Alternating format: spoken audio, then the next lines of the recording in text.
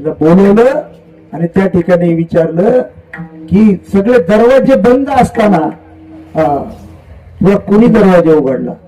तिने सांगितलं कुणीही दरवाजा उघडला नाही, मी खूप विनंती केली, कोणी दरवाजा उघडला नाही. मग दरवाजा उघडला नाही, मग तू खाली गेली कशी, नाही का? आणि मग तिने सांगितलं की महाराज चला या कड्याकडे नेलं आणि तिथून सांगितलं मी इथून खाली उतरले. महाराज मला इथून फक्त वाराच ओढवू शकतो, वरून पाणी जाऊ शकतं, या कड्यावरून कशी उतरली? त्यावेळेला त्या गवळणीचं हिरकणीचं, ठीक आहे ना, त्याला हिरकणी कड्याचं नाव दिलं.